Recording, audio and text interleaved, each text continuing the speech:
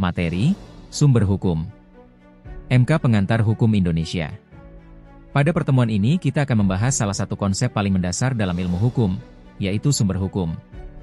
Pertanyaan yang perlu kita pikirkan bersama adalah, dari mana sebenarnya hukum itu lahir? Apakah hukum hanya berasal dari undang-undang? Atau ada faktor lain yang mempengaruhi lahirnya suatu aturan? Untuk memahami hal tersebut, kita perlu melihat hukum dari dua dimensi utama. Dimensi lahirnya hukum. Hukum pada dasarnya lahir dari dua dimensi penting. Pertama, dari realitas sosial, yang disebut sebagai sumber hukum material. Perubahan dalam masyarakat seperti perkembangan ekonomi, perubahan nilai sosial, pengaruh agama, dinamika politik, hingga perkembangan teknologi, semuanya dapat mempengaruhi isi suatu aturan hukum. Kedua, hukum juga lahir dari proses formal negara, yang disebut sebagai sumber hukum formil. Melalui proses inilah suatu norma memperoleh kekuatan mengikat, misalnya melalui undang-undang, peraturan pemerintah, atau bentuk aturan lainnya. Pengertian sumber hukum.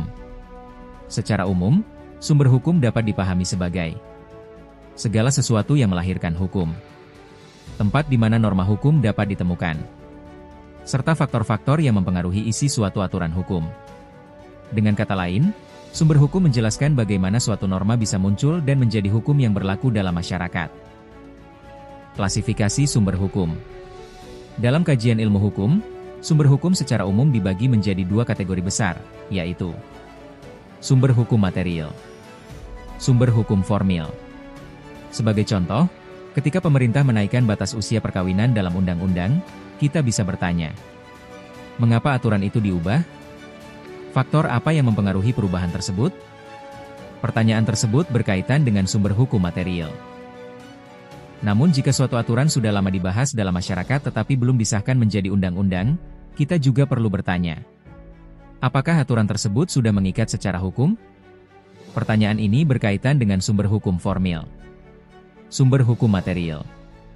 Sumber hukum material adalah faktor-faktor yang mempengaruhi isi atau substansi suatu aturan hukum. Artinya, sumber hukum material menjelaskan mengapa suatu aturan dibuat dan apa yang melatar belakanginya. Beberapa bentuk sumber hukum material antara lain: nilai agama, nilai sosial dan budaya, politik hukum, kondisi ekonomi, perkembangan teknologi. Sebagai contoh yang sangat aktual, perubahan regulasi di bidang digital banyak dipengaruhi oleh perkembangan teknologi informasi. Ketika teknologi berubah dengan cepat, hukum juga harus menyesuaikan diri agar tetap relevan. Mengapa sumber hukum material penting? Memahami sumber hukum material sangat penting karena beberapa alasan. Pertama, sumber hukum material membantu kita menjelaskan mengapa suatu aturan dibuat. Kedua, membantu kita memahami arah kebijakan hukum suatu negara. Ketiga, sumber hukum material menjadi dasar penting dalam analisis penelitian hukum, terutama ketika kita ingin menilai apakah suatu aturan masih relevan dengan kondisi masyarakat. Sumber hukum formil. Jika sumber hukum material menjelaskan faktor yang mempengaruhi isi hukum, maka sumber hukum formil menjelaskan bagaimana suatu norma memperoleh kekuatan mengikat.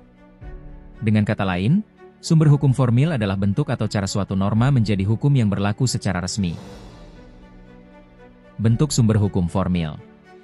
Dalam sistem hukum Indonesia, sumber hukum formil umumnya terdiri dari undang-undang, yaitu norma tertulis yang dibuat oleh lembaga yang berwenang. Kebiasaan, yaitu praktik yang berlangsung lama dalam masyarakat dan diterima sebagai hukum. Jurisprudensi, yaitu putusan hakim yang diikuti secara konsisten dalam perkara yang serupa. Traktat, yaitu perjanjian internasional antara negara. Doktrin, yaitu pendapat para ahli hukum yang berpengaruh dalam perkembangan hukum. Jurisprudensi dalam sistem hukum Indonesia. Indonesia pada dasarnya menganut tradisi civil law system, yaitu sistem hukum yang menempatkan undang-undang sebagai sumber hukum utama. Namun demikian, putusan hakim tetap memiliki pengaruh penting.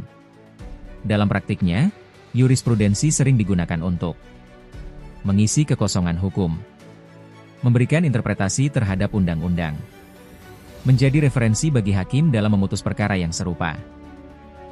Dengan demikian, meskipun bukan sumber hukum utama seperti dalam sistem common law, jurisprudensi tetap memiliki peran penting dalam praktik hukum di Indonesia. Diskusi. Untuk memperdalam pemahaman, ada beberapa pertanyaan penting yang bisa kita diskusikan. Apakah doktrin para ahli hukum bersifat mengikat? Jika kebiasaan bertentangan dengan undang-undang, mana yang seharusnya berlaku? Dan yang tidak kalah penting, apakah hakim boleh menciptakan hukum melalui putusannya? Pertanyaan-pertanyaan ini menunjukkan bahwa hukum bukan hanya soal aturan tertulis, tetapi juga tentang bagaimana aturan tersebut ditafsirkan dan diterapkan. Dari pembahasan ini, kita dapat menarik beberapa kesimpulan penting. Pertama, hukum lahir dari realitas sosial, yang disebut sebagai sumber hukum material.